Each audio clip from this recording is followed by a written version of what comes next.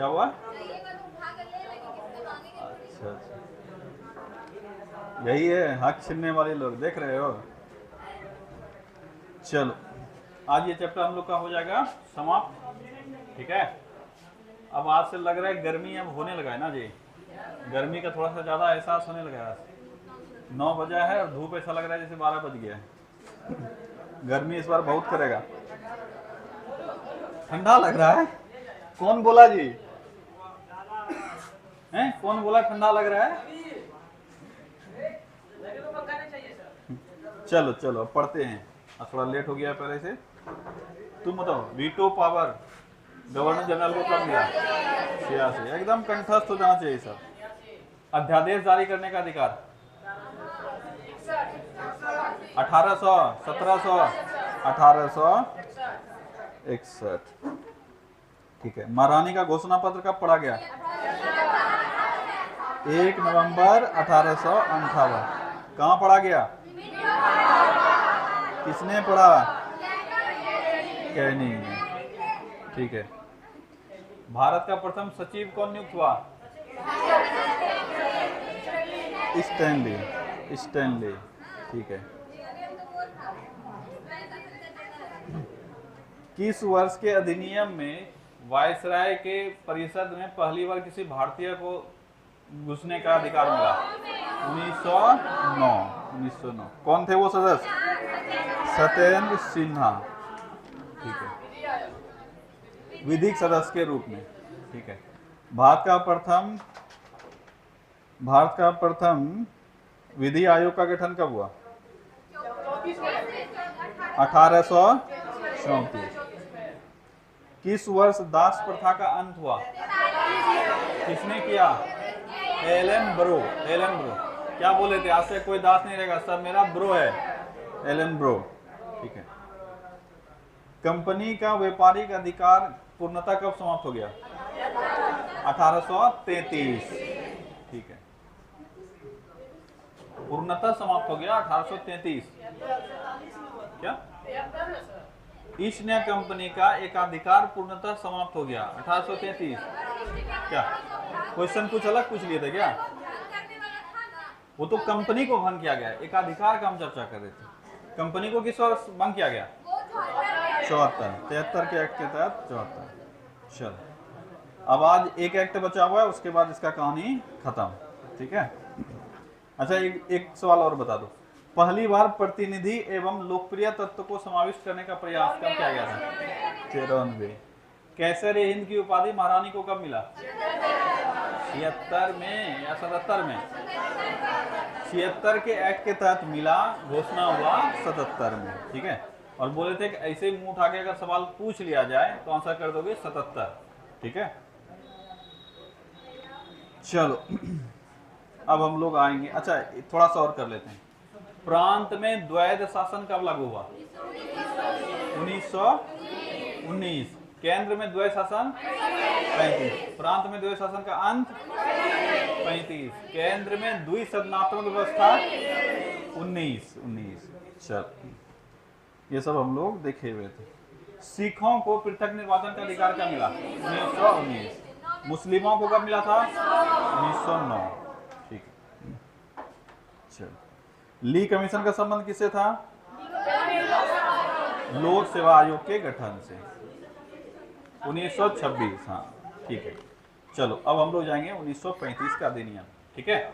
चलो देखो, अभी तक जो हम लोग देख रहे थे, पहले हम लोग देखे ईस्ट इंडिया कंपनी से किस प्रकार सत्ता को छीना गया, किसके द्वारा? ब्रिटिश हुकूमत के द्वारा। सत्ता का हस्तांतरण हो गया, ब्रिटिश हुकूमत के पास चला गया, कब? 1858 में, ठीक है। 1858 में गया ना? अरे सब साइलेंट हो गया। ब्रिटिश क्राउन के पास कब चला गया सत्ता? 1858। और फाइनली आके 1874 में कंपनी को खत्म कर दिया गया। अब पूरा सत्ता कहां से चल रहा है? ब्रिटिश हुकूमत। लेकिन वहां से डायरेक्ट चल नहीं पा रहा है, इसीलिए यहाँ पर चलाने के लिए एक सिस्टम गठित किया। तुम देखा धीरे धीरे परिषद का जो स्ट्रक्चर है वो बदलने लगा, और बदलते बदलते हम लोग आ गए 1909 पर। और 1909 के बाद तुम देखा कि और भी रूपरेखा बदला, भारतीयों को भी इसमें शामिल करने का प्रावधान आया। फिर हम लोग देखें सरकार को बनाने के लिए और सरकार को चलाने के लिए एक अधिनियम पारित हुआ जिसको हम लोग 1919 का अधिनियम कहेंगे, किस हिसाब से हम लोग शासन करेंगे। और इसी में कहा गया कि 10 साल के बाद हम अपने शासन सत्ता को क्या करेंगे, रिव्यू करेंगे, ठीक है। लेकिन 10 साल से पहले ही रिव्यू कर लिया। रिव्यू करने के लिए किसको लाया, साइमन कमीशन को। किस वर्ष गठित हुआ, 27 में, आया 28 में, ठीक है। हाँ, रिव्यू करके ये अपना रिपोर्ट दे देगा और इस रिपोर्ट पर आधारित ही एक नए सिरे से पूरी तरह से, एक तरह से बोल सकते हो कि संविधान ही बनाकर भेज दिया गया ब्रिटिश हुकूमत के द्वारा भारत के लिए। और इसी को कहते हैं 1935 का अधिनियम। क्या कहते हैं, 1935 का अधिनियम। भारत में ब्रिटिशर्स के द्वारा बनाया गया अंतिम कानून कौन सा था, 1935 का अधिनियम। 1935 के अधिनियम में ही जितना कुछ करना था वो किया। फाइनली अब लग भी चुका था ब्रिटिशर्स को कि धीरे धीरे भारत मेरे हाथ से क्या हो रहा है, निकल रहा है। जितना भी प्रयास करना है भारत को बचाने के लिए, मतलब ब्रिटिश हुकूमत के पास रखने के लिए सब कुछ करेगा, लेकिन धीरे धीरे हाथ से निकल ही जाएगा। इसीलिए 1935 के बाद किसी भी प्रकार का कोई भी नियम कानून आएगा नहीं। फाइनली एक कैबिनेट मिशन आता है 1946 में, जो कह देता है कि आप लोग अपना संविधान अब खुद से बनाइए, कोई दिक्कत नहीं है। यानी भारत ब्रिटिश हुकूमत के हाथ से ऑलरेडी निकल चुका है। तो अगर पूछा जाए कि अंतिम बार कब भारत के लिए कानून बनाकर भेजा गया, 1935 में। कब भेजा गया, 1935। अभी तक में जितने भी अधिनियम बने थे उसमें से सबसे बड़ा था। क्या था, सबसे बड़ा। अगर पूछा जाए सबसे बड़ा अधिनियम कौन सा बना, 1935। काफी लंबे चौड़े थे और इतने लंबे चौड़े थे ये कि विदेश के आजाद देश के संविधान में, जो अभी हमारा संविधान है, इसमें भी लगभग 2/3 हिस्सा हम लोग कहां से उठाए, 1935 के अधिनियम से। तो काफी सारी चीजों पर इसमें चर्चा किया गया है। मुख्य रूप से 5-6 चीजें हैं। ऐसे तो हर चीज को, जब मान लो आज के संविधान का 2/3 हिस्सा इसी का हिस्सा है, तो क्या हम लोग हर एक पॉइंट को पढ़ पाएंगे क्या, आंसर है नहीं। तो 1935 के अधिनियम से जो मुख्य बातें हैं वो हमसे जो पूछा जाता है एग्जाम में, उसको हम लोग देखेंगे, ठीक है। सबसे पहले ये देखते हैं कि 1935 का अधिनियम लाया क्यों गया, क्यों लाया गया। 1919 के अधिनियम को रिव्यू किया गया। इसी रिव्यू कमेटी के सिफारिश पर ही 1935 का अधिनियम आया। तो अगर तुमसे कभी पूछ लिया जाए 1935 का अधिनियम किसके सिफारिश पर लाया गया, तो किस रिपोर्ट पर आधारित था ये, साइमन कमीशन। किसके रिपोर्ट पर आधारित था, साइमन कमीशन। साइमन कमीशन का कल भी चर्चा किए थे कि 1919 के एक्ट को रिव्यू करने के लिए 10 साल के बाद एक कमेटी का गठन किया जाना था, जो कि रिव्यू करके बताता कि भारत में शासन व्यवस्था कैसा चल रहा है। इसी कमेटी को जो 10 साल के बाद गठित किया गया, एक्चुअल में 10 साल के बाद नहीं, 2 साल पहले ही गठित कर दिया गया, ठीक है। बताए थे कि इलेक्शन होना था ब्रिटेन में, इस वजह से 2 साल पहले ही गठित हो गया। उसी का नाम था साइमन कमीशन। क्या नाम था, साइमन कमीशन। तो कुछ बातें जो साइमन कमीशन से याद रखोगे, ऐसी डिटेल तो हम लोग हिस्ट्री में पढ़ेंगे, कुछ जो डिटेल याद रखोगे वो है साइमन कमीशन का गठन कब हुआ। कब हुआ, 1927। जितना सब फैक्ट यहाँ पे लिखे हुए हैं ये एकदम इंपॉर्टेंट है, इसलिए हम यहाँ फिर से रिपीट कर दिए। हिस्ट्री में ये पढ़ोगे वो तो ठीक है, डिटेल से जब पढ़ोगे तब पता चलेगा, लेकिन इतना सा हमेशा तुमको याद रहना चाहिए। इस साइमन कमीशन का गठन कब हुआ, 1927। भारत कब आया, 1928। गठन कब हुआ, 27। भारत कब आया, 28। और इसमें टोटल सदस्य कितने थे, 7। कितने सदस्य थे, 7। और सभी गोरे थे। क्या थे, सभी गोरे, मतलब सभी अंग्रेज थे। इसीलिए भारतीयों ने इसका विरोध भी किया, ठीक है। सभी अंग्रेज सदस्य थे, इसीलिए भारतीयों ने विरोध किया और इसको क्या कह दिया, व्हाइट मैन कमीशन। क्या कहा, व्हाइट मैन कमीशन, ठीक है। व्हाइट मैन कमीशन क्या कर दिया गया, व्हाइट मैन कमीशन। क्यों, क्योंकि सभी के सभी गोरे थे, उसमें एक भी इंडियन था नहीं, इसीलिए इसको इन लोगों ने कहा ये तो व्हाइट मैन कमीशन है और हमारे ऊपर किस प्रकार से शासन किया जा रहा है ये हमसे पूछेगा तो बताएंगे, आप लोग ऊपर से देख देख के क्या बताइएगा, इसीलिए विरोध किया। और हमारे यहाँ पे एक शख्स जिसका नाम था लाला लाजपत राय। क्या नाम था, लाला लाजपत राय। तो पंजाब साइड से ये नेतृत्व करते थे, तो पंजाब में विरोध कर रहे थे लाहौर वाले क्षेत्र में, और उसी विरोध में तुम जानते हो सरकार लाठीचार्ज कर देती है। तुम कहीं पे भी विरोध करने जाओगे सरकार लाठीचार्ज तुरंत कर देगी, ठीक है। तो सरकार इन लोगों पर लाठीचार्ज कर दी और वही लाठी जो है वह लग गया लाला लाजपत राय को। काफी ज्यादा लाठी लग गया था, छाती में लग गया, सर में लग गया, मतलब काफी गंभीर चोट आए और कुछ ही दिनों के बाद उनकी क्या हो गई, मृत्यु हो गई। तो कहा जाता है कि साइमन कमीशन के विरोध करने के कारण हमारे किस एक नेता का मृत्यु हो गया। कौन है वो, लाला लाजपत राय। और मरने टाइम में वो बोले थे, जब हॉस्पिटल में थे वो बोले थे कि मेरे शरीर पर पड़े एक एक लाठी अंग्रेज के ताबूत में एक एक कील के बराबर होगा। ठीक है, कई बार ये स्टेटमेंट से सवाल पूछा, हल्का हल्का स्टेटमेंट है और कहानी से अगर याद रखोगे तो काफी दिक्कत नहीं होगा एग्जाम में लिखने में। अगर क्वेश्चन एग्जाम में पूछ रहा है बताओ ये स्टेटमेंट किसका है, मेरे शरीर पर पड़े एक एक लाठी अंग्रेज के ताबूत में एक एक कील के बराबर होगा। कौन कहा है, लाला लाजपत राय। अब कैसे उनको लाठी पड़ा देख लिया कि साइमन कमीशन के विरोध करने के दौरान उनको लाठी पड़ा। कहां पड़ा, लाहौर में। कहां पड़ा, लाहौर में। ठीक है, तो यही है साइमन कमीशन। अब यहाँ इतना विरोध के बावजूद अब ये मन में आता होगा क्या साइमन कमीशन विघटित हो गया, क्या वो जांच वगैरह किया कि नहीं किया, तो आंसर है किया। वो अपना काम करता रहा और काम वाम करके चला गया और 1930 में ये रिपोर्ट दिया। कब दिया ये रिपोर्ट, 1930 में। तो 27 में गठन हुआ, भारत आया 28 और रिपोर्ट दिया 30। क्या ये तीनों ईयर याद रखना जरूरी है, आंसर है हाँ जरूरी है। 3 सवाल अच्छे से को याद रखना, सवाल को पढ़ के आंसर देना, नहीं तब गलती हो जाएगा। अगर पूछ लिया साइमन कमीशन का भारत आगमन तो आंसर हो जाएगा 28। अगर पूछ लिया साइमन कमीशन का गठन तो आंसर हो जाएगा 27 और साइमन कमीशन रिपोर्ट आंसर हो जाएगा 1930। अक्सर बच्चा इसमें एक ही आंसर याद रखता है, वो है 1928।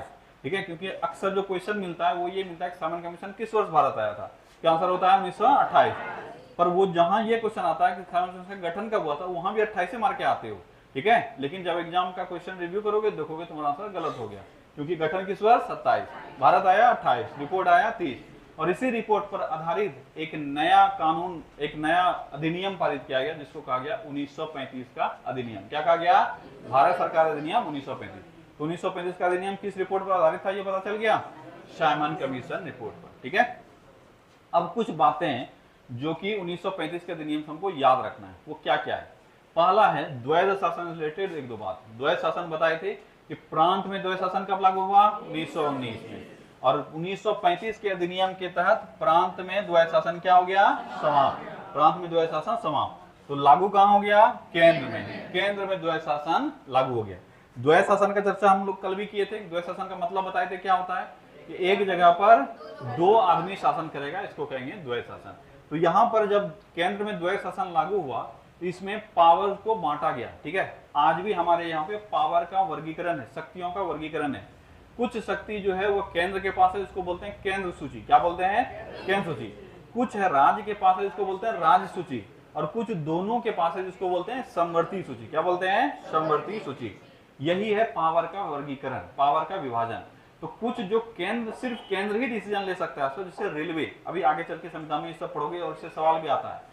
तुमसे कुछ उठा के दे देगा सब्जेक्ट, बताओ ये किसके अंदर आता है। जैसे रेलवे हम बात कर लिए कि बताओ रेलवे पर किसी भी कानून बनाने का अधिकार किसका है, केंद्र का, राज्य का, या दोनों का। आंसर है केंद्र का। अगर पुलिस पूछ ले तो राज्य का, आर्मी पूछ ले तो केंद्र का। ठीक है, इसी तरह का शक्तियों का विभाजन यहाँ पर भी हुआ था, जिसको कि हम लोग केंद्रीय शक्ति कहेंगे और प्रांतीय शक्ति कहेंगे। तो देख लो एक बार, थोड़ा सा नोट्स में सूची देख लो, बहुत ज्यादा दिमाग नहीं लगाना, एक बार देख लो। ठीक है, परिसंघीय सूची जो कि आज हम केंद्रीय सूची के नाम से जानते हैं। विदेश कार्य, करेंसी एवं मुद्रा, सेना, जनगणना, ये सब का और भी इसके अलावा बहुत है। ये सब किसके पास रह गया, परिसंघीय सूची मतलब केंद्रीय सूची। प्रांतीय सूची में क्या आया, पुलिस, प्रांतीय लोक सेवा, शिक्षा एक्सेट्रा। और समवर्ती सूची में दंड विधि, सिविल प्रक्रिया, विवाह, विवाह विच्छेद, विवाह विच्छेद मतलब डिवोर्स। ठीक है, तो विवाह कैसे होगा, विवाह विच्छेद कैसे होगा, इस पर दोनों मिलकर कानून बनाएगा। इस तरह के चीजों को हम लोगों को बहुत ज्यादा तवज्जो नहीं देना है, पर हल्का फुल्का याद रखना है कि 3 लिस्ट बना द्वैध शासन के तहत। एक को बोलेंगे केंद्रीय सूची, एक को बोलेंगे प्रांतीय सूची और एक को बोलेंगे समवर्ती सूची। मुख्य रूप से हमको ये याद रखना है कि पैसा वाला जितना फील्ड होगा, कभी भी कुछ पूछा ले, वो सब किसके पास रहेगा, केंद्र के पास। और लोकल जो तुमको राज्य सूची में याद रखना है वो पुलिस याद रखना है, लोक सेवा याद रखना है और शिक्षा याद रखना है। क्या क्या याद रखना है, पुलिस, लोक सेवा, शिक्षा। हम लोग को जो डिटेल से याद करना है वो वर्तमान वाले का करना है, ये वर्तमान का नहीं है। ये कब का है, 1935 के अधिनियम का, इसलिए बहुत ज्यादा तवज्जो नहीं देना।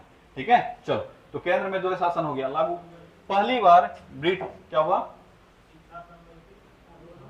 हम क्या बोले कि वर्तमान सिचुएशन को हम नहीं पढ़ रहे हैं, ये तो संविधान में आगे चल के पढ़ेंगे ही। ठीक है, हम लोग डिटेल से इसको पढ़ेंगे, सब्जेक्ट याद भी करवाएंगे, कौन कौन सा समवर्ती सूची में राज्य सूची से गया है, कब गया है, क्या हुआ, ये सब याद करेंगे। और वो याद करना है वो वाला यहाँ सिर्फ देखना है इस तरह का घटना पहली बार कब हुआ था, कब हुआ था 1935 के अधिनियम में। कब हुआ था 1935 के अधिनियम में। तो हमारे यहाँ पे वर्तमान संविधान में जो शक्तियों का विभाजन है, इसका स्वरूप कहां से उठाया गया? सबसे पहला 1935 के अधिनियम से। इसके बाद कुछ देशों को भी हम लोगों ने कॉपी किया, आगे चल के हम लोग देखेंगे, ठीक है। लेकिन मेन आधार कौन है? 1935 का अधिनियम। इसलिए तो बताए वर्तमान संविधान का लगभग 2/3 हिस्सा हूबहू कॉपी कर लिया है। कहां से कॉपी कर लिया है? 1935 के अधिनियम से। और संविधान निर्माण का श्रेय किसको दिया जाता है? अंबेडकर जी को। किसको दिया जाता है? अंबेडकर, बी.आर. अंबेडकर जी को। तो जब संविधान हमारा निर्मित हो गया तो बी.आर. अंबेडकर जी को लोग क्रिटिसाइज करने लगा, अरे क्या बोलता है, अपने से संविधान बनाया, इतना मेहनत किया, सब तो वहां से उठा के ले आया है। जिस अंग्रेज का जिंदगी भर आप लोग विरोध किए, भारतीय लोग विरोध किया, उसी का बनाया हुआ कानून आप उठा के संविधान में डाल दिया और होशियार बनते हैं, हम संविधान लिखे हैं। तो अंबेडकर जी कहेंगे उस पर, इस बात का मुझे कोई अफसोस नहीं है कि लोग मेरी निंदा इसलिए कर रहे हैं कि हमने अपना अधिकतर कंटेंट जो है वो 1935 के अधिनियम से उठाया। इस बात का मुझे कोई दुख नहीं है। लोग पूछेगा भाई आपका सब निंदा कर रहा है, तो आप इस पर क्या कहना चाहते हैं? बोले करने दो, हमको इसका कोई दुख नहीं है। हाँ, हमने लिया है, मैं साबित करता हूं, मतलब मैं एडमिट करता हूं कि मैंने अधिकांश चीजों को कहां से उठाया है? 1935 के अधिनियम से, और मुझे इस बात की कोई दुख नहीं है। अब ये स्टेटमेंट पूछ लेता है कि बताओ ये किसका कथन है? किसका कथन है? अम्बेडकर जी का। कि आपका निंदा किया जाता है कि आप अधिकांश चीज 1935 के अधिनियम से ले लिए हैं, तो आप इस पर क्या कहना चाहते हैं? आपको दुख है कि नहीं है? तो वो कहेंगे इस पर मुझे कोई दुख नहीं है, हाँ मैंने उठाया है, जो करना है कर लो, ठीक है। ये अंबेडकर जी का स्टेटमेंट है। कई बार ये भी पूछ लेता है ये किसका स्टेटमेंट है? अंबेडकर जी का, ठीक है। चलो अब हम लोग कुछ और चीजें को देखते हैं। अभी तक जो शासन सत्ता चल रहा था, इसमें हम लोग केंद्र प्रांत केंद्र प्रांत केंद्र प्रांत यही कर रहे थे। पहली बार एक पहल किया गया जिसको हम लोग फेडरल गवर्नमेंट कहते हैं या संघीय शासन कहते हैं। क्या कहते हैं? संघीय शासन। ये सब समझना, हमारे संविधान में वर्तमान में क्या सिचुएशन है ये सब हम लोग बाद में चर्चा करेंगे। पहली बार हम लोग देखते हैं कि भारत में पहली बार संघीय शासन व्यवस्था की चर्चा किस वर्ष की गई। यही क्वेश्चन तुमसे पूछेगा कि भारत में पहली बार संघीय शासन व्यवस्था की चर्चा किस वर्ष की गई? किस वर्ष की गई? 1935 के अधिनियम में। अब समझो इस चीज को, संघीय शासन व्यवस्था क्या होता है। शासन व्यवस्था दो तरीके का हो सकता है, एक को बोलते हैं संघीय शासन व्यवस्था, एक को बोलते हैं एकात्मक शासन व्यवस्था। क्या बोलते हैं? एकात्मक। क्या होता है ये समझो। अगर संघीय शासन व्यवस्था है वहां पर पावर्स जो है वो एक सिस्टमेटिक तरीके से ऊपर से नीचे आता दिखेगा तुमको। लेकिन अगर कोई एकात्मक शासन व्यवस्था कहीं पर है तो सारा पावर एक जगह तुमको केंद्रित नजर आएगा। जब पावर किसी एक जगह पे केंद्रित हो जाए इसको कहेंगे एकात्मक शासन व्यवस्था। क्या कहेंगे? एकात्मक शासन व्यवस्था। लेकिन अगर पावर बटा हुआ है स्टेप बाय स्टेप से, इसी को क्या कहेंगे? संघात्मक शासन व्यवस्था या संघीय शासन व्यवस्था। क्या कहेंगे? संघीय शासन व्यवस्था। अब पहली बार भारत में संघीय शासन व्यवस्था की चर्चा किस वर्ष की गई अगर ये पूछा जाए? 1935 के अधिनियम में। किसमें? 1935 के अधिनियम में। और इसमें कहा गया कि जितने यहाँ पर एक ऑर्डर में बढ़ता है, जैसे अभी हम लोग देख रहे हैं हमारा जो संविधान है, अगर तुमसे पूछा जाए कि भारत क्या है तो राज्यों का संघ है। क्या है भारत? राज्यों का संघ है। ऐसा नहीं कि राज्य अपना अपना अलग रहेगा, केंद्र अपना अपना अलग रहेगा, ऐसा नहीं है। केंद्र से पावर शुरू होते हुए राज्य तक पहुंचेगा, इसी को हम लोग कहेंगे संघीय स्वरूप। क्या कहेंगे इसको? संघीय स्वरूप। तो भारत राज्यों का संघ है, ठीक है। और पहली बार ये संघ बनाने का जो प्रयास किया गया ये किया गया 1935 के अधिनियम में। कब किया गया? 1935 के अधिनियम। तो याद रखोगे पहली बार ब्रिटिश प्रांत तथा देशी रियासत को मिलाकर अखिल भारतीय संघ का निर्माण का घोषणा हुआ। अखिल भारतीय संघ। अब यही चीज याद रखोगे, अखिल भारतीय संघ के निर्माण की घोषणा किस वर्ष की गई? किस वर्ष की गई? 1935 के अधिनियम में, ठीक है। तो जो इंपॉर्टेंट फैक्ट्स है समझना तो है ही, लेकिन जो इंपॉर्टेंट पॉइंट्स है जहां से क्वेश्चन बनते हैं वो याद रखना है। डायरेक्ट उठा के सवाल ये पूछ लेता है कि अखिल भारतीय संघ के निर्माण की चर्चा किस वर्ष के अधिनियम में की गई? किस वर्ष के अधिनियम में? 1935 के अधिनियम में। क्या था ये संघ? समझ में आ गया। पहले क्या था? राजवाड़ा अलग रहता था, ठीक है। केंद्र सरकार के पास यानी जो ब्रिटिश के पास है वो प्रांत हुआ करता था और कुछ कमिश्नरीज थे, ये सब पे शासन कर रहा है ब्रिटिश। और राज्य जो है यानी जो राजवाड़ा लोग है वो लोग अपना शासन कर रहा है, उसका जो सर्वोच्च अधिकारी होगा वो होगा राजा। कौन होगा? राजा। तो पहली बार सिफारिश किया गया कि आप सब मिलकर क्या व्यवस्थित कीजिए? एक अखिल भारतीय संघ का निर्माण कीजिए। हाँ, ये जरूर कहा गया कि जो राजवाड़े हैं उनका जो इसमें एंट्री होगा वो वैकल्पिक होगा, मतलब आपकी इच्छा अनुसार होगा। ठीक है, आप चाहें तो आ भी सकते हैं और चाहेंगे कि आप अलग रहें तो आप अलग भी रह सकते हैं। ठीक है, तो ये चीज यहाँ पे याद रखना है। तो हम लोग को सिर्फ एक पॉइंट अच्छे से याद रखना है कि पहली बार अखिल भारतीय संघ के निर्माण की चर्चा किस वर्ष की गई, किस वर्ष की गई, 1935 के अधिनियम में। ठीक है, इसमें एक और बात कहा गया, इसके तहत बर्मा को भारत से अलग करने की चर्चा की गई थी। बर्मा देश सभी जान रहे हो, जिसको आज हम म्यांमार के नाम से जानते हैं। किसके नाम से, म्यांमार के नाम से। ठीक है, तो म्यांमार को ही, इसी का ही पुराना नाम है बर्मा। बर्मा भी भारत का ही हिस्सा था। जब ब्रिटिशर्स यहाँ शासन कर रहे थे तो ब्रिटिशर्स ने बर्मा पर भी बर्मा को भी जीत लिया था, तो भारत में ही मिला हुआ था। तो पहली बार 1935 में ब्रिटिशर्स के द्वारा ये फरमान जारी किया गया कि बर्मा को भारत से क्या करेंगे, हम लोग अलग कर देंगे, और बर्मा को भारत से अलग कर दिया गया। तो दो डेट याद रखोगे, बर्मा भारत से अलग कब हुआ और बर्मा स्वतंत्र कब हुआ। तो इसमें नोट्स में थोड़ा सा गलती होगा, इसको करेक्ट कर लेना। ठीक है, भारत से बर्मा अलग हुआ है 1937 में। कब हुआ है, 1937 में। और बर्मा आजाद हो जाएगा 1948 में। कब आजाद हो जाएगा, 1948। ठीक है, दो डाटा याद रखोगे इस जगह कि बर्मा भारत से अलग कब हुआ। तो बर्मा भारत से अलग हुआ 1937 में। बर्मा भारत से अलग कब हुआ, 1937। और अंग्रेजों ने बर्मा को आजाद कब कर दिया, 1948। भारत को कब आजाद किया था, 1947। तो भारत के आजादी के बाद बर्मा को आजादी मिला है, लेकिन इसको पहले ही भारत से अलग कर दिया गया था। तो 3 ईयर बर्मा से संबंधित याद रखना है फिलहाल अभी। पहला चीज, बर्मा को किस वर्ष के अधिनियम के तहत अलग किया गया, 1935 के अधिनियम के तहत। किस वर्ष अलग किया गया, 1937 में। और अलग जब किया गया वो तो ठीक है, लेकिन बर्मा को आजाद कब किया गया, 1948। क्या 1937 में अंग्रेजों से बर्मा आजाद हुआ था क्या, आंसर नहीं, सिर्फ भारत से अलग हुआ था। आजाद कब हुआ, 48। याद रहेगा। चलो अब अगला चीज है, अब भारत में शासन सत्ता को सही करने के लिए कुछ चीजों की आवश्यकता होती है। भारत में ही नहीं बल्कि तुम्हारे घर में भी। अगर देखोगे घर में अगर तुम्हारे पास ज्यादा पैसे आ रहे हैं या ज्यादा खर्च हो रहे हैं, एक तुम अलग डिपार्टमेंट बनाओगे अपने घर में, किसी को बोलोगे कि खर्चा कैसे करना है ये तुम डिसाइड करो, पैसा कैसे रखना है ये तुम डिसाइड करो। एक ही आदमी पैसा कमा रहा है, पैसा खर्चा कर रहा है, पैसा सेव कर रहा है, ये थोड़ा सा दिक्कत हो जाता है। भारत में अभी भी कोई भी केंद्रीय बैंक नहीं था। क्या नहीं था, केंद्रीय बैंक। उसी तरह से जो सुप्रीम कोर्ट का स्थापना हुआ था 1774 में, वो बहुत ज्यादा कारगर नहीं था, वो लगभग बेकाम हो चुका था। ठीक है, तो 1935 के अधिनियम में काफी इंपॉर्टेंट है, याद रखोगे। 1935 के अधिनियम में इस चीज की चर्चा की गई कि भारत में एक सुप्रीम कोर्ट होगा। क्या होगा, सुप्रीम कोर्ट। उस वक्त इस सुप्रीम कोर्ट को कहा जाता था फेडरल कोर्ट। क्या कहा जाता था, फेडरल कोर्ट, जिसको हिंदी में कहेंगे संघीय न्यायालय। क्या कहेंगे, संघीय न्यायालय। 1935 के अधिनियम में यह चर्चा की गई कि भारत में एक संघीय न्यायालय होगा और एक संघीय बैंक भी होगा। क्या होगा, संघीय बैंक। मतलब एक पूरे भारत को संचालित करने के लिए एक न्यायालय होगा और एक बैंक होगा। आज भी भारत का एक बैंक, जो भारत का बैंक है, वो कौन सा बैंक है, आरबीआई। कौन सा बैंक है, आरबीआई। ये जितना छोटे मोटे बैंक आसपास तुम देख रहे हो, ये सब कॉमर्शियल बैंक है तुम्हारे लिए। ठीक है, बिजनेस करने के लिए, लोगों के लिए है। लेकिन भारत के लिए जो बैंक है, वो भारत का बैंक कौन सा है, आरबीआई, जिसको कि बैंकों का बैंक कहते हैं। क्या कहते हैं उसको, बैंकों का बैंक, आरबीआई। वो है भारत का बैंक। ठीक है, तो इसकी चर्चा पहली बार 1935 के अधिनियम में किया गया था। कब किया गया था, 1935। तो 1935 के अधिनियम में दो अन्य बातें और कही गई कि भारत के लिए एक संघीय न्यायालय होना चाहिए और एक केंद्रीय बैंक होना चाहिए। समझ में आ गया। तो इसके बाद देखोगे 1935 के बाद ही आरबीआई का भी स्थापना होगा और एक संघीय न्यायालय का भी स्थापना होगा।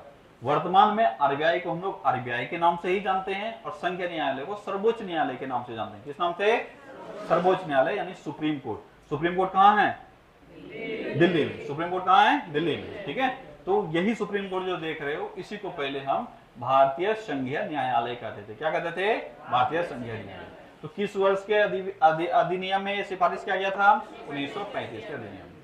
अब आरबीआई का जब चर्चा करेंगे, थोड़ा सा इसमें और डिटेल से देखेंगे। आरबीआई यानी रिजर्व बैंक ऑफ इंडिया, इसकी जरूरत महसूस बहुत पहले की गई थी। ठीक है, एक कमेटी का गठन हुआ था 1926 में। कब हुआ था, 1926, जिसको कि हम लोग हिल्टन यंग आयोग कहते हैं। क्या कहते हैं, हिल्टन यंग आयोग। बहुत इंपॉर्टेंट है, ये नोट्स में नहीं होगा, इसको ऐड कर लेना साइड में कहीं। ठीक है, तो अभी पहले सुन लो, उसके बाद ऐड करना। हिल्टन यंग आयोग, क्या है आयोग का नाम, हिल्टन यंग आयोग। ये आयोग क्यों गठित किया गया था, ये इसी को देखने के लिए गठित किया गया था कि भारत में पैसे वगैरह जो ट्रांजैक्शन हो रहे हैं या पैसे संचालित हो रहे हैं, इसको एक जगह से कोऑर्डिनेट किया जाना चाहिए, एक इसके लिए एक बैंक होना चाहिए। इसी के लिए एक आयोग का गठन हुआ था, इसका नाम था royal commission on Indian currency and finance. क्या नाम था? Royal commission on Indian currency and finance. अब सब हिंदी मीडियम के हो तो लंबा चौड़ा सुनने में लग रहा होगा अजीबो गरीब, याद कैसे करेंगे? तो याद रखना ही नहीं है पूरा, तुमको सिर्फ इतना सा याद रखना है। क्या याद रखना है? Royal commission. ठीक है, तुम्हारे भावनाओं को देखते हुए कई बार एग्जाम में यही पूछा जाता है कि बताओ कौन सा कमीशन का गठन हुआ था, आंसर आएगा रॉयल कमीशन। पूरा लिखेगा भी नहीं, उसको पता है, इतना सा जो याद किया है वो कर लेगा, नहीं तो बाकी बात छोड़ो, कोई नहीं कर पाएगा। ठीक है, तो तुमको भी पहली दौर में यही याद रखना है। क्या याद रखना है? Royal commission. ऐसे पूरा नाम हमको पता होना चाहिए, पढ़ने के क्रम में हमको सबकी जानकारी होनी चाहिए। तो royal commission on Indian currency and finance, इस नाम का एक कमीशन गठित हुआ। इसके अध्यक्ष नियुक्त हुए हिल्टन यंग। कौन नियुक्त हुए? Hilton young. इसलिए इसको और क्या कह देते हैं? हिल्टन यंग आयोग। क्या कह देते हैं? हिल्टन यंग आयोग। तो दोनों नाम याद रखना है। क्या एग्जाम में दोनों से सवाल आते हैं? तो आंसर है हाँ, दोनों से सवाल आता है। हो सकता है तुमको हिल्टन आयोग नहीं देकर क्या दे देगा? Royal commission. हाँ, इतना जरूर है कि ये पूरा नहीं भी याद रखोगे तो चल जाएगा, रॉयल कमीशन भी याद रखोगे तो चलेगा। तो दो तीन सवाल बहुत इंपॉर्टेंट जो इसका भी देखे हम लोग, फिर से एक बार रिपीट करते हैं। भारत में आरबीआई के स्थापना की जो संस्तुति है वह किस वर्ष के अधिनियम में आया? 35 के अधिनियम में। किस आयोग ने सिफारिश किया कि भारत में एक आरबीआई गठित होनी चाहिए? हिल्टन यंग आयोग। किस आयोग ने? हिल्टन यंग आयोग या रॉयल कमीशन ने? किसने? रॉयल कमीशन ने। इस कमीशन का गठन कब हुआ था? 1926। इसी के सिफारिश पर 1926 में यह गठित हुआ। क्रोनोलॉजी समझ लो। सबसे पहले हिल्टन बाबू को भेजा गया कि भारत में जाइए, आप रिसर्च कीजिए और हमको बताइए क्या भारत में एक केंद्रीय बैंक की आवश्यकता है। ये 1926 का कहानी बता रहे हैं। भारत में ये आएंगे और भारत के काफी पढ़े लिखे आदमी के साथ उनका बातचीत होगा और इनके पीछे पड़ जाएगा, हाँ आरबीआई का जरूरत तो है। वो आदमी है बी आर अम्बेडकर। कौन है? B R Ambedkar.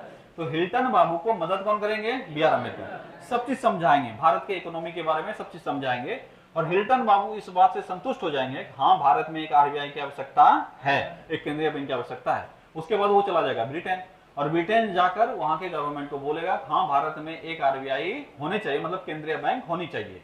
अब इसके बाद 1934 में एक कमीशन, अब तो देखो हम पहले ही बताए हैं कि जांच आयोग या नहीं तो सिफारिश करने के लिए कोई आयोग का गठन होता है, वो गठित कर मतलब वो उस चीज को गठित करता नहीं है, सिर्फ बताता है कि करना है कि नहीं करना। जैसे मान लो हम अभी एक कमेटी बना दें 2-3 लड़का को लेकर कि बताओ क्लास में पंखा कितना और लगना चाहिए, क्या ये लगा पाएगा? क्या लगा पाएगा पंखा? नहीं। लगाना किसको है? हमको। तो ये लोग क्या करेगा? ये लोग जांच करेगा, देखेगा हाँ कितना लगना चाहिए, बस उसके बाद आके हमको बताएगा कि हाँ सर जरूरत नहीं है, छोड़ दीजिए। ठीक है, या बोलेगा हाँ 2 पंखा और जरूरत है, लगा दीजिए। ये हमको सिफारिश करेगा। तो यही हुआ कमेटी जो कि अभी हिल्टन के रूप में हम देखे। हिल्टन क्या बोला? हाँ यहां पर आरबीआई की आवश्यकता है, यानी केंद्रीय बैंक की आवश्यकता है। इसके बाद एक आयोग का गठन होगा, सॉरी एक एक्ट पारित होगा, एक अधिनियम पारित होगा जिसको हम आरबीआई एक्ट कहेंगे। क्या कहेंगे? RBI act. आरबीआई एक्ट किस वर्ष आया? 1934 में। किस वर्ष आया? 1934 में। इसी 1934 एक्ट के तहत 1935 में आरबीआई का गठन होगा। कब गठन होगा? 1935। अब यहां से 2-3 चीजें हैं जो कि ऑलरेडी मिक्स हो चुका होगा तुम्हारे दिमाग में। अगर पूछा जाए किस वर्ष के अधिनियम में आरबीआई के गठन की चर्चा की गई? 1935। समझते जाना सिर्फ एक एक करके, क्योंकि 2-3 बातें हैं, अगर नहीं समझोगे तो गलती एग्जाम में 100% होगा। किस वर्ष के अधिनियम में आरबीआई के गठन की चर्चा की गई? 1935 के अधिनियम में। यह ब्रिटेन से आया है लिख के हाँ आप आरबीआई बनाइए, पर भारत में आरबीआई गठित होनी चाहिए। क्या ये पहली बार चर्चा हो रही है? नहीं। पहली बार चर्चा कब हुई थी? 1926 में। कब हुई थी? 1926। उसी समय में एक आयोग का गठन हुआ जिसको कहे हिल्टन कमीशन। क्या कहे? Hilton commission. हिल्टन कमीशन के रिपोर्ट पर आधारित भारत में एक प्रस्ताव लाया गया, हम लोग आरबीआई बनाएंगे। किस वर्ष लाया गया? 1934 में। किस वर्ष लाया गया? 1934, जिसको हम लोग क्या बोले? RBI act 1934। और इसी एक्ट पर मोहर लगा दिया। कौन लगा दिया? भारतीय सरकार का अधिनियम, सॉरी ब्रिटिश सरकार अधिनियम 1935। समझ में आया? यानी 1926 में हिल्टन कमीशन का गठन हुआ, ये अपना रिपोर्ट सौंपा, रिपोर्ट पर आधारित एक यहां पर एक प्रस्ताव लाया गया कि आरबीआई की स्थापना होनी चाहिए, और इस प्रस्ताव पर मुहर कौन लगा दिया? भारत शासन अधिनियम 1935। तीनों के बारे में समझ में आया? फिर से रिपीट करते हैं, नहीं तो गलती होता है यहाँ। किस कमेटी ने सिफारिश किया कि आरबीआई होनी चाहिए? Hilton committee. किस वर्ष आरबीआई एक्ट पारित हुआ? 1934। किस वर्ष के अधिनियम में यह कहा गया कि आरबीआई होनी चाहिए? 1935। आरबीआई का गठन किस एक्ट के तहत हुआ है? आरबीआई एक्ट 1934 के तहत। किस वर्ष हुआ है? 1935। किस वर्ष? 1935। 1 अप्रैल 1935। 1 अप्रैल 1935। आरबीआई का स्थापना कब हुआ? 1 अप्रैल 1935। बहुत इंपॉर्टेंट है और इससे सवाल 100% आएगा इस फील्ड से, ठीक है। बैंकिंग में और भी बहुत कुछ पढ़ाना है, लेकिन आरबीआई को अच्छे से क्लियर करोगे। आरबीआई के बारे में अभी और बताएंगे, लेकिन अभी फिलहाल जितना बता रहे हैं इतना अच्छे से याद रखना कि आरबीआई एक्ट कब आया? 1934। आरबीआई का स्थापना कब हुआ? 1935। डेट भी याद रखना है, कब? 1 अप्रैल 1935 को गठन हुआ। कहां आरबीआई? अगर एक बैंक है, आरबीआई तो बहुत सारा है ही नहीं, एक ही है। कहां था वो आरबीआई? कोलकाता में। कहां था? कोलकाता में, ठीक है। कोलकाता, कोलकाता। अगर पूछा जाए कि आरबीआई का गठन कब हुआ था? 1935, सॉरी, कहां हुआ था 1935 में? कोलकाता में। कहां हुआ था? कोलकाता में। कहां हुआ था? कोलकाता में। इसके बाद 1937 में इसका जगह परिवर्तन हुआ। कब जगह परिवर्तन हुआ? 1937 में। और कहां भेजा गया? मुंबई। कहां भेजा गया? मुंबई। तो वर्तमान में आरबीआई कहां है? मुंबई। बहुत इंपॉर्टेंट है ये सारे फैक्ट्स, इसको जरूर याद रखना और साइड में कहीं नोट डाउन करना, क्योंकि नोट्स में होगा नहीं। फिर से हम पूरा रिपीट करते हैं यहाँ से। 1935 के अधिनियम में पहली बार ये चर्चा किया गया कि भारत में एक केंद्रीय बैंक होनी चाहिए और भारत में केंद्रीय क्या होनी चाहिए? न्यायालय होनी चाहिए। अभी हम लोग चर्चा करें केंद्रीय बैंक का। भारत के केंद्रीय बैंक का नाम क्या है? आरबीआई। आरबीआई को गठित करने के लिए एक कमेटी का गठन हुआ था, जांच कमेटी, जिसका नाम क्या था? हिल्टन व यंग आयोग। क्या नाम था? कब गठित हुआ था? 1926 में।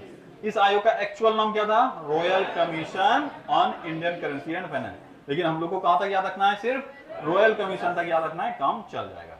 इसी के रिपोर्ट पर आधारित भारत में एक एक्ट पारित हुआ, जिसको क्या बोलते हैं हम लोग? RBI act. कब पारित हुआ? 1934। तो आरबीआई का गठन एक्चुअल में किस एक्ट के तहत हुआ है? आरबीआई एक्ट 1934 के तहत। किस वर्ष हुआ है? 1 अप्रैल 1935 में। आरबीआई बैंक पहली बार कहां स्थापित हुआ? कलकत्ता में। लेकिन बाद में इसको ट्रांसफर कहां कर दिया गया? मुंबई। किस वर्ष? 1937। वर्तमान में आरबीआई कहां है? मुंबई। कहां है आरबीआई का हेडक्वार्टर? मुंबई। क्या आरबीआई पूरा क्लियर हो गया? बढ़े आगे। अब आते हैं संघीय न्यायालय। वर्तमान में हम संघीय न्यायालय को सुप्रीम कोर्ट के नाम से जानते हैं। किस नाम जानते हैं? सुप्रीम कोर्ट के नाम से। और जानते हो सुप्रीम कोर्ट दिल्ली में है। कहां है सुप्रीम कोर्ट? दिल्ली। भारत में पहली बार सुप्रीम कोर्ट कब स्थापित किया गया था? 1774 में। कब स्थापित किया गया था? 1774। कहां किया गया था? कलकत्ता में। तो ये सुप्रीम कोर्ट जो था, इसका अलग वैल्यू था, ये धीरे धीरे खत्म हो चुका है, इसका वैल्यू खत्म हो चुका है। अभी जो हमारा सुप्रीम कोर्ट है, ये एक्चुअल सुप्रीम कोर्ट है, जो कि जिसको हम सुप्रीम कोर्ट के नाम से भी जानते हैं। लेकिन शुरुआती दौर में इसका क्या नाम रखा गया? भारतीय संघीय न्यायालय। क्या रखा गया? भारतीय संघीय न्यायालय। इंडियन फेडरल कोर्ट, अंग्रेजी में क्या कहते हैं? Indian federal court. क्या 1935 के तहत जो गठित हुआ उसका नाम सुप्रीम कोर्ट था? आंसर है नहीं। उसका नाम क्या था? Indian federal court. क्या नाम था? Indian federal court. हिंदी में क्या होगा? भारतीय संघीय न्यायालय। और इसकी स्थापना कब हुई? 1937 में। कब हुई इसकी स्थापना? 1937। 1 अक्टूबर 1937। कब स्थापित हुआ? 1 अक्टूबर 1937। किस वर्ष के अधिनियम के तहत? 1935 के अधिनियम के तहत। देखो, अगर यहाँ पे गड़बड़ किया, इस तरह का जब भी क्वेश्चन आएगा और ये गड़बड़ किया तो मिक्स करके रख दोगे, क्योंकि ऑप्शन में सब देगा। तो क्वेश्चन को बड़ा बारीकी से देखना। अधिनियम पूछा है तो क्या हो जाएगा? 1935। स्थापना वर्ष पूछेगा तो क्या हो जाएगा? 1937। ठीक है। 1937 को 1 अक्टूबर को स्थापित हुआ। कहां हुआ? दिल्ली में। कहां हुआ? दिल्ली में। कहां स्थापित हुआ? दिल्ली में। अब जब हमारा देश आजाद हो गया, स्थान तो हम लोग दिल्ली ही रखे, पर इसका नाम परिवर्तित कर दिए और नाम कर दिए सुप्रीम कोर्ट। क्या नाम कर दिए? सुप्रीम कोर्ट, यानी सर्वोच्च न्यायालय। क्या कर दिया नाम? सर्वोच्च न्यायालय। और अगर तुमसे पूछा जाए सर्वोच्च न्यायालय का गठन कब हुआ है? 1950 में। कब हुआ है? 1950। 28 जनवरी 1950। क्या दोनों कॉन्सेप्ट क्लियर हुआ? भारत में एक सुप्रीम कोर्ट होने चाहिए, इसकी अनुशंसा किस वर्ष के अधिनियम में किया गया? 1935 के अधिनियम में। हम लोग जो सुप्रीम कोर्ट स्थापित किए उस समय में उसका नाम क्या था? भारतीय संघीय न्यायालय या इंडियन फेडरल कोर्ट। किस वर्ष स्थापित हुआ? 1937 में। तारीख क्या है? 1 अक्टूबर। लेकिन आजादी के बाद हम लोग इसका नाम परिवर्तित कर दिया और नाम क्या कर दिए? सर्वोच्च न्यायालय या सुप्रीम कोर्ट। तो सुप्रीम कोर्ट का स्थापना कब हुआ? 28 जनवरी 1950। सुप्रीम कोर्ट का स्थापना 28 जनवरी 1950। स्थान कहाँ है? दिल्ली। आज भी सुप्रीम कोर्ट कहाँ है? दिल्ली। क्या ये पूरा कॉन्सेप्ट समझ में आया? आरबीआई और सुप्रीम कोर्ट का इतना सा कहानी समझ में आ गया? इंपॉर्टेंट है, इससे सवाल आते हैं। ठीक है, चलो अब इस अधिनियम के बारे में कुछ लोग कुछ स्टेटमेंट दिया है जो काफी इंपॉर्टेंट है, याद रखोगे। गुलामी का अधिकार पत्र या दास्ता का अधिनियम। अगर कोई पूछे तुमसे कि बताओ किसने या किस अधिनियम को किसने, मतलब जवाहरलाल नेहरू ने दास्ता का अधिनियम कहा है या दास्ता का चार्टर कहा है, तो 1935 के अधिनियम को। किसको? 1935। गुलामी का अधिकार पत्र। क्या कहा है? गुलामी का अधिकार पत्र। इसी को दूसरे भाषा में अगर तुमसे पूछा जाए तो दास्ता का अधिनियम, ठीक है, या दास्ता का चार्टर। लिख लेना नोट्स में कहीं ऐसा वर्ड, नहीं तो एग्जाम में हो सकता है कंफ्यूजन होगा। ठीक है, गुलामी का अधिकार पत्र, दास्ता का अधिनियम, दास्ता का चार्टर, ये सब एक ही स्टेटमेंट है, अलग अलग नहीं है। तुमको अलग अलग जगह भले ये लिखा हुआ अलग अलग रूप में मिले। ठीक है, तो गुलामी का अधिकार पत्र, गुलामी का अधिनियम, दास्ता का अधिनियम, दास्ता का चार्टर, जो इसमें लगेगा हमको मिस कर सकते हैं एग्जाम में, वो नोट डाउन कर लेना। किसने कहा था? जवाहरलाल नेहरू ने। किसने कहा था? जवाहरलाल नेहरू। ठीक है, जवाहरलाल नेहरू। ठीक है, जवाहरलाल नेहरू। किसने कहा था? जवाहरलाल नेहरू। अगर पूछा जाए तो 1935 के अधिनियम को किसने दास्ता का अधिनियम कहा था? किसने कहा था? जवाहरलाल नेहरू ने। किसने कहा था? जवाहरलाल नेहरू। तो वर्ड सिर्फ इसको समझ लेना, गुलामी का अधिकार पत्र होगा, दास्ता का अधिनियम होगा, दास्ता का चार्टर होगा, ये तीनों एक ही स्टेटमेंट है। किसने कहा था? जवाहरलाल नेहरू। 1935 का अधिनियम आया, उसके बाद फैजपुर अधिवेशन जो 1937 में हुआ था, वहीं पर इन्होंने ये स्टेटमेंट दिया था। कौन सा? 1935 का अधिनियम कैसा अधिनियम है? दास्ता का अधिनियम है। ठीक है, इसके बाद इन्होंने एक और स्टेटमेंट दिया था, ये एक ऐसा कार है जिसमें ब्रेक तो है पर इंजन नहीं है। ठीक है, नॉर्मली हम लोग कार में बोलते हैं ब्रेक फेल हो गया है, इंजन नहीं रहेगा तो कार खाएगा। समझ में आया? इन्होंने कहा इसमें ब्रेक तो है, कोई दिक्कत नहीं है, ब्रेक वगैरह सब ठीक ठाक है, लेकिन इंजन ही नहीं है। समझ में आया? तो अगर तुमसे पूछा जाए कि जवाहरलाल नेहरू, ये किसने कहा है? नेहरू जी ने ही कहा है। किसने कहा है? नेहरू जी ने ही कहा है कि 1935 का अधिनियम एक ऐसा कार है जिसमें ब्रेक तो है पर इंजन ही नहीं है। ठीक है, नॉर्मल कार में इंजन होता है पर ब्रेक फेल हो जाता है, पर इन्होंने कहा कि नहीं, इसमें ब्रेक है पर इंजन ही नहीं है। ठीक है, ये चलेगा ही नहीं, ये कार है ही नहीं। समझ में आया? किसने कहा है? नेहरू जी ने। दो स्टेटमेंट काफी इंपॉर्टेंट है 1935 के अधिनियम से, दोनों याद रखोगे कि किसने ये कहा ये दास्ता का अधिनियम है। किसने कहा? जवाहरलाल नेहरू। और किसने ये कहा कि ये एक ऐसा कार है जिसमें इंजन ही नहीं है लेकिन ब्रेक है? किसने? नेहरू जी ने। दोनों स्टेटमेंट नेहरू जी का ही है, लेकिन तुमको दोनों एक साथ तो पूछेगा नहीं, एक ही ना पूछेगा जी, एग्जाम में पूछेगा। अभी तुमको लग रहा होगा हाँ याद हो गया, लेकिन अभी तुमको दोनों एक ही नाम दिख रहा है इसलिए याद हो गया है। एग्जाम में तो कोई एक डाल के पूछेगा, इसलिए तुम्हारे लिए दोनों स्टेटमेंट इंपॉर्टेंट है। गुलामी का अधिकार पत्र या दास्ता का अधिनियम, किसने कहा? जवाहरलाल नेहरू। एक ऐसा कार जिसमें ब्रेक तो है पर इसमें इंजन नहीं है, किसने कहा? जवाहरलाल नेहरू। किसके बारे में कहा? भारत सरकार अधिनियम 1935 के बारे में कहा। ठीक है, और जब हमारा देश आजाद हो जाएगा, जब हमारा संविधान लागू हो जाएगा, तब एक स्टेटमेंट आएगा अम्बेडकर जी के द्वारा, जो अभी हम बताए थे। अम्बेडकर जी को जब क्रिटिसाइज किया जाएगा कि आप क्या संविधान बनाए, पहले क्रिटिसाइज कर रहे थे 1935 के अधिनियम को और सब उसी का उठा के डाल दिए हैं, तो अपना अलग संविधान क्या बनाए? ठीक है, ये गलत काम किए हैं। तो वो कहेंगे हमको इस बात का कोई तकलीफ नहीं है कि लोग मेरा निंदा कर रहे हैं इसलिए कि मैंने उससे बहुत सारे कंटेंट उठा के अपने संविधान में डाल दिया। हाँ, मैं कहता हूं कि मैंने डाला है और इस बात पर मुझे कोई अफसोस नहीं है। किसने कहा है? वो अम्बेडकर जी ने। तो उसको हम नहीं लिखे जानबूझ के। ठीक है, ये दोनों स्टेटमेंट इंपॉर्टेंट है, बहुत बार इसमें एग्जाम में आया भी है। यहां तक समझ में आ गया? अगर पूछा जाए कि वर्तमान संविधान का लगभग कितना हिस्सा 1935 के अधिनियम पर आधारित है, कितना हिस्सा? 2/3 हिस्सा। कितना? 2/3। हम तो 2-3 दिन से इसका चर्चा कर रहे हैं कि हमारे वर्तमान संविधान का लगभग कितना हिस्सा? 2/3 हिस्सा 1935 के अधिनियम पर ही आधारित है। इसीलिए कुछ सवाल जो इन्हीं सारे बातों को छूते हुए पूछता है पर तुमको पता ही नहीं चलेगा पूछा क्या है, वो सवाल यहाँ है। ठीक है, अगर एक स्टेटमेंट पूछेगा सबसे लंबा समय अधिनियम अभी तक कौन सा था? 1935 का अधिनियम। किस वर्ष के अधिनियम में संघीय शासन प्रणाली की स्थापना हुई? कौन सा? 1935 के अधिनियम में। प्रांतीय स्वायत्तता की चर्चा किस वर्ष के अधिनियम में की गई? अभी तुम देखा कि द्वैत शासन समाप्त हो गया कहां? प्रांत में। तो प्रांत में अब 2 आदमी शासन नहीं करेगा, कितना आदमी शासन करेगा? 1 आदमी। इसी को कहेंगे कि प्रांतीय स्वायत्तता। क्या कहेंगे? प्रांतीय स्वायत्तता। कि प्रांत में पहले 2 आदमी करता था शासन, एक गवर्नर का आदमी रहता था और एक प्रांत का खुद आदमी। जैसे मान लो राज्य में अभी देखोगे तो मुख्यमंत्री शासन कर रहे हैं, पर केंद्र का भी यहाँ आदमी होता है ना। अगर केंद्र का आदमी भी मुख्यमंत्री के जितना ही पावरफुल हो और इस तरह शासन करेगा तो दोनों मिलकर शासन अच्छे से कर पाएगा क्या? नहीं कर पाएगा। अगर मुख्यमंत्री स्वतंत्र रूप से शासन कर रहा है, इसी को कहेंगे प्रांतीय स्वायत्तता। क्या कहेंगे? प्रांतीय स्वायत्तता। और स्वतंत्र कब किया गया था? 1935 में। इसीलिए अगर तुमसे पूछा जाए कि प्रांतीय स्वायत्तता कब दी गई? 1935। देखो ये सब पढ़ने के बावजूद ये सब सवाल आता है, बच्चा फंस जाता है कि क्या आंसर होगा। इसलिए हम तुमको हर तरह से मजबूत कर रहे हैं ताकि ये लिखा हुआ आएगा तब तो कर ही लोगे, लेकिन ये कोई एक पर्टिकुलर चीज के बारे में नहीं पूछा है, बस हिंट उठा के पूछा है। अगर पूछ लेगा कि भविष्य के भारतीय संविधान का नींव किस वर्ष रखी गई? किस वर्ष रखी गई? 1935। ये सब बढ़िया क्वेश्चन होता है, हल्का क्वेश्चन भी होता है, कुछ इसमें ज्यादा जानना ही नहीं है। तो भविष्य के भारतीय संविधान का नींव क्यों कहा गया? क्योंकि सब चीज उठा के इसी से हम डाल दिए, इसीलिए क्या कहा जाएगा इसको? भारतीय संविधान का नींव रखा गया है। किस वर्ष के अधिनियम के रूप में? 1935 के अधिनियम के रूप में। प्रांतीय स्वायत्तता कब दी गई? 1935। संघीय शासन प्रणाली की शुरुआत कब हुई? 1935। और सबसे लंबा अधिनियम भी कौन सा था? 1935। क्या 1935 का अधिनियम पूरा समझ में आया?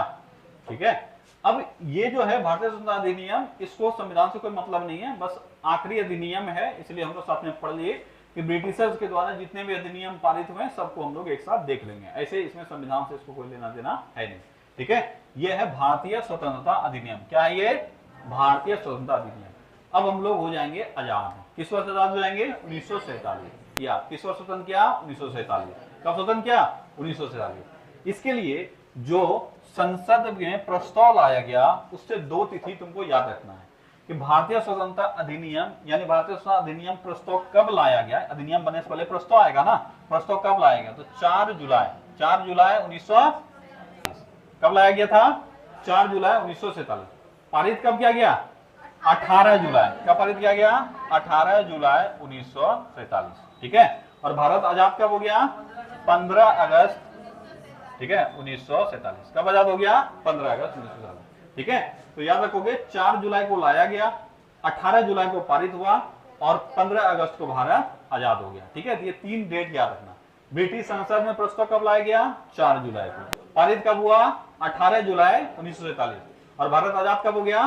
15 अगस्त 1947। क्या इसकी कहानी समझ में आ गया पूरा? चलो 1935 का अधिनियम फिर से रिपीट करते हैं क्योंकि इसका हर एक लाइन तुम्हारे लिए इंपॉर्टेंट है। उसके बाद जो नई नोट्स में है उसको नोट डाउन कर लेना।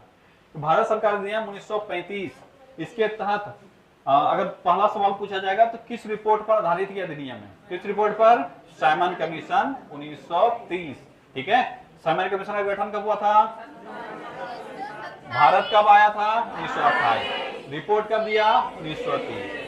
साइमन कमीशन को और क्या कहा जाता है? व्हाइट मैन कमीशन, क्योंकि सभी कितने सदस्य थे उसमें? 7, और 7 के 7 थे गोरे। ठीक है। चल 1935 के अधिनियम के तहत द्वैत शासन कहां लागू हुआ? केंद्र में। कहां लागू हुआ? केंद्र में। समाप्त कहां से हो गया? प्रांत से। इसी को हम लोग क्या कहे? प्रांतीय स्वायत्तता दी गई। तो प्रांतीय स्वायत्तता कब दी गई? 1935 में। ठीक है। पहली बार संघीय शासन प्रणाली का नींव डाला गया। किस वर्ष? 1935 में। और इसके तहत एक प्रावधान लाया गया कि अखिल भारतीय संघ का निर्माण हो। जितने भी ब्रिटिश प्रांत और देशी रियासत हैं सब मिलकर एक अखिल भारतीय संघ का निर्माण करेगा। ये देशी रियासत समझ में आता है ना? देशी रियासत समझ रहे हो ना? जैसे मान लो जब भारत आजाद हुआ उस समय में लगभग 565, कितने? 565 देशी रियासत थे। देशी रियासत कहने का मतलब हुआ कि हम राजा हैं और ये मेरा एरिया है। समझ में आया? इसमें सारा काम हम खुद से करते हैं, मेरा ये राज्य है। ऐसे ही क्षेत्र को कहते थे देशी रियासत। क्या कहते थे? देशी रियासत। तो काफी छोटे छोटे रियासतों में भारत बटा हुआ था, जो कि ब्रिटिशर्स के डायरेक्ट कंट्रोल में आता भी था और नहीं भी आता था, कुछ आंशिक रूप से आता था। लेकिन हाँ, इतना जरूर है कि इसमें टोटल गवर्नेंस ब्रिटिश का नहीं था, यहाँ राजा अभी भी होता था। और इसकी संख्या देश के आजादी के समय में भी कितनी थी? 565। जिस क्षेत्र पर पूरी तरह से ब्रिटिशर्स का अधिकार हो गया वहां पे ब्रिटिशर्स के हिसाब से ही शासन होगा, उसको कहते थे प्रांत। क्या कहते थे? प्रांत, ब्रिटिश प्रांत। तो इस वक्त प्रांत जो है वो लगभग 11 के पास है। कितना था? 11। ठीक है, उस पर हम लोग कभी और चर्चा करेंगे। तो जितने भी प्रांत हैं और जितने भी देसी रियासत हैं सबको मिलाकर किसके निर्माण की चर्चा की गई? अखिल भारतीय संघ। ठीक है। बर्मा को किस वर्ष अलग किया गया? 1937 में। कब अलग किया गया भारत से? बर्मा को आजाद कब किया गया? 1948 में। लेकिन बर्मा को अलग करने की संस्तुति किस वर्ष के अधिनियम में आई? 1935 के अधिनियम में। भारत में एक केंद्रीय बैंक होना चाहिए, किस वर्ष के अधिनियम में कहा गया? किस आयोग के सिफारिश पे कहा गया? हिल्टन आयोग। हिल्टन आयोग का गठन किस वर्ष हुआ? 1926 में। ठीक है। आरबीआई एक्ट कब आया? 1934। और आरबीआई एक्ट 1934 के तहत आरबीआई की स्थापना किस वर्ष हुई? 1935 में। किस तारीख को? 1 अप्रैल। कहाँ हुई? कलकत्ता में। ठीक है। क्या अभी कलकत्ता में आरबीआई है? दिल्ली में है? कहाँ है? मुंबई में। तो आरबीआई को मुंबई का भेजा गया? 1937। सुप्रीम कोर्ट की स्थापना किस रूप में हुई? भारतीय संघीय न्यायालय, इंडियन फेडरल कोर्ट के रूप में। किस वर्ष हुई? 1937 में। इसीलिए एक बार सवाल पूछा गया कि सुप्रीम कोर्ट यानी सर्वोच्च न्यायालय का पूर्ववर्ती किसको कहा जाता है? किसको कहा जाता है? भारतीय संघीय न्यायालय या federal court, Indian federal court को। और इसकी स्थापना कब हुई? 1937। कहाँ हुआ? दिल्ली में। जब हम लोग आजाद हुए तब हम लोग किसका स्थापना किए? सर्वोच्च न्यायालय। किस वर्ष किए? 1950 28 जनवरी को। ठीक है। अगर पूछा जाए 1935 के अधिनियम को भारत ने स्वीकार किया कि रिजेक्ट किया? रिजेक्ट किया। क्या किया? रिजेक्ट किया। हम लोग फोटो स्टेट करवा लिए, जो लोग भेजा था उसका फोटो स्टेट करवा लिया, बोले हमको नहीं चाहिए, सब लेके जाओ। ठीक है। फोटो स्टेट काय करवाए? काय करवाए? बाद में पढ़ेंगे बैठ के। ठीक है। जैसे तुम यहाँ पे एडमिशन लेने आओ, सारा नोट्स ले लो और एडमिशन ना लो, उसके बाद चले जाना और रूम पे बैठ के नोट्स सब पढ़ रहे हैं। ठीक है। हाँ, बात तो सही है, बात तो लिखा हुआ तो एकदम सही है, पढ़ लेते हैं। हम लोग यही किए। 1935 का अधिनियम जो आया था उसका जेरॉक्स करवा के रख लिया, बोले ना ना ये सब ना चलेगा, ले जाइए अपना अधिनियम। ठीक है। तो हम लोग क्या किए? रिजेक्ट कर दिए। पर इसके मुद्दों को उठाकर, इसके चीजों को उठाकर हम रख लिए और अपने संविधान में लिख दिए। और अपने संविधान में लगभग कितना हिस्सा उसे उठा लिए हैं? 2/3 हिस्सा यहीं से उठाए। ठीक है। इसके निंदा करने के लिए एक दो स्टेटमेंट है जिसको याद रखोगे। गुलामी का अधिकार पर किसने कहा? दास्ता का अधिनियम है। किसने कहा? एक ऐसा कार जिसमें ब्रेक तो है पर इंजन ही नहीं है, जवाहरलाल नेहरू। ठीक है। चलो, भारतीय स्वतंत्रता अधिनियम, भारतीय स्वतंत्रता अधिनियम, भारतीय स्वतंत्रता प्रस्ताव ब्रिटिश संसद में कब आया? 4 जुलाई 1947। ये अधिनियम पारित कब हो गया? 18 जुलाई 1947। और भारत आजाद कब हो गया? 15 अगस्त 1947। ठीक है। क्या यहाँ तक कहानी खत्म हुआ?